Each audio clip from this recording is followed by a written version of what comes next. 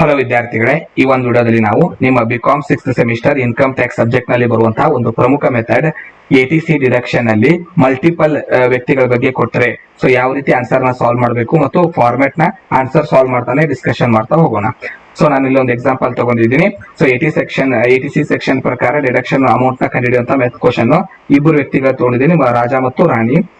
ಇಲ್ಲಿ ಏನೇನು ಕೊಟ್ಟಿದ್ದಾರೆ ನೋಡ್ಕೊಂತ ಬನ್ನಿ. ಲೈಫ್ ಇನ್ಸೂರೆನ್ಸ್ ಕೊಟ್ಟಿದ್ದಾರೆ. ಸೊ ಇನ್ಸೂರೆನ್ಸ್ ಅಮೌಂಟ್ ತಗೋತೀವಿ ಯಾವಾಗಂದ್ರೆ ಆ ಸೆಂಟೆನ್ಸ್ ನಲ್ಲಿ ಓನ್ ಲೈಫ್ ಅಂತ ಇರಬೇಕು, ವೈಫ್ ಅಂತ ಇರಬೇಕು, ಸ್ಪೌಸ್ ಅಂತ ಇರಬೇಕು, ಸನ್ ಅಂತ ಇರಬೇಕು, ಡಾಕ್ಟರ್ ಅಂತ ಇರಬೇಕು. ಈ 5 ಶಬ್ದ ಬಿಟ್ಟು ಬೇರೆ ಬಂದ್ರೆ ತಗೋಬಾರದು. ಫಂಡ್ ನಲ್ಲಿ ಯಾವ್ದು ತಗೋಬೇಕು?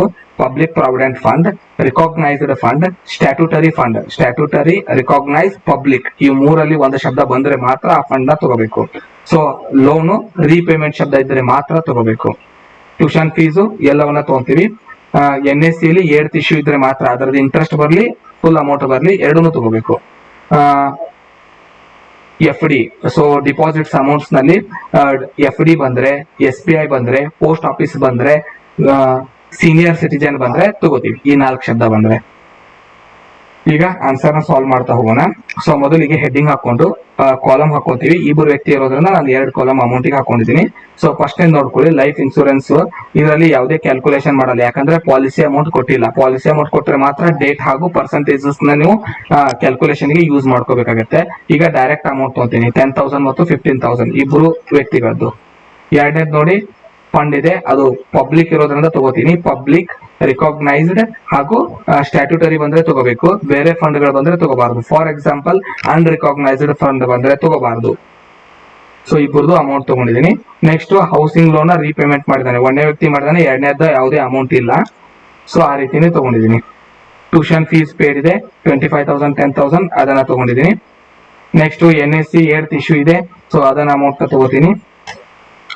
ನೆಕ್ಸ್ಟ್ ಕ್ವಶನ್ ಅಲ್ಲಿ FD ಮೇಲೆ ಡಿಪಾಸಿಟ್ ಇದೆ SBI ಬ್ಯಾಂಕ್ ನಲ್ಲಿ, ಸೊ ಅದನ್ನ ತಗೋತೀನಿ.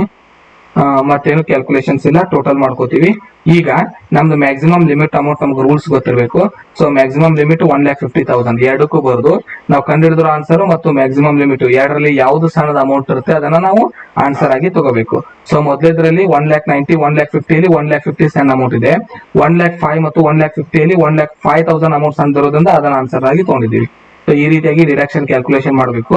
ಇದಕ್ಕೆ ಟೋಟಲ್ ನೀವು ರೂಲ್ಸ್ ನೆನ್ಪಿಟ್ಕೋಬೇಕಾಗಿರೋದು, ತಗೋಬೇಕಾಗಿರುವಂತಹ ಅಮೌಂಟ್ ಗಳು ಯಾವ್ಯಾವ್ದು ಅನ್ನೋದನ್ನ ನೀವು ನೆನ್ಪಿಟ್ಕೋಬೇಕು. ಸೊ ನೆನ್ಪಿರ್ಲಿ, ಲೈಫ್ ಇನ್ಸೂರೆನ್ಸ್ ಪ್ರೀಮಿಯಂ ನಲ್ಲಿ ಓನ್ ಲೈಫ್ ಮೇಲೆ ಬಂದ್ರೆ, ವೈಫ್ ಮೇಲೆ ಬಂದ್ರೆ, ಸ್ಪೌಸ್ ಬಂದ್ರೆ, ಸನ್ ಬಂದ್ರೆ, ಡಾಟರ್ ಬಂದ್ರೆ ಅಷ್ಟೇ ನೀವು ತಗೋಬೇಕು. ಹೊಳ್ಳಿ ಪಾಲಿಸಿ ಅಮೌಂಟ್ ಕೊಟ್ಟಿದ್ರೆ ಕ್ಯಾಲ್ಕುಲೇಷನ್ಸ್ ಇರುತ್ತೆ, ಡೇಟ್ಸ್ ಕ್ಯಾಲ್ಕುಲೇಷನ್ಸ್ ಇರುತ್ತೆ. 20% ಯಾವಾಗ, 10% ಯಾವಾಗ ರೂಲ್ಸ್ ನೋಡ್ಕೋಬೇಕು ನೀವು. Funds, public provident fund, recognised provident fund, statutory ಅಂದ್ರೆ ಸ್ಟ್ಯಾಟ್ಯೂಟರಿ ಶಬ್ದ, ರಿಕಾಗ್ನೈಸ್ಡ್ ಶಬ್ದ, ಪಬ್ಲಿಕ್ ಶಬ್ದ ಇದ್ರೆ ಫಂಡ್ ತಗೋಬೇಕು, ಇಲ್ಲಂದ್ರೆ ಯಾವುದು ತಗೋಬಾರ್ದು. 8th ಇಶ್ಯೂ NSC ಇಂಟ್ರೆಸ್ಟ್ ಇದ್ರು ತಗೋಬೇಕು, ಫುಲ್ ಅಮೌಂಟ್ ಬಂದ್ರು ತಗೋಬೇಕು. ಟ್ಯೂಷನ್ ಫೀಸ್ ಸಣ್ಣ ಡಾಟರ್ ಮೇಲೆ ಬಂದ್ರೆ ಮಾತ್ರ ತಗೋಬೇಕು. ಅದು 1 ಚಿಲ್ಡ್ರನ್ ಗೆ ಮಾತ್ರ, 1 ಅಮೌಂಟ್ ಅಷ್ಟೇ. ಈಗ ಏನಾದ್ರು 2 ಕೊಟ್ಟಿದ್ರೆ ಡಿವೈಡೆಡ್ ಬೈ 2 ಮಾಡಿ ಅದು 1 ಅಮೌಂಟ್ ಕನ್ವರ್ಟ್ ಮಾಡಿ ಅಮೌಂಟ್ ತಗೋಬೇಕು. So deposits national savings scheme, senior citizen scheme, post office. Others ಅಂದ್ರೆ UTI, ULIP, NABARD, term deposit. So NABARD cancel ಮಾಡ್ಕೊಳ್ಳಿ.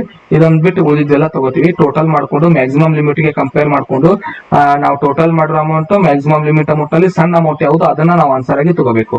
ಧನ್ಯವಾದಗಳು. ಮುಂದಿನ ವಿಡಿಯೋದಲ್ಲಿ ಮತ್ತೊಂದು ಮೆಥಡ್ ನೊಂದಿಗೆ ಸಿಗೋಣ.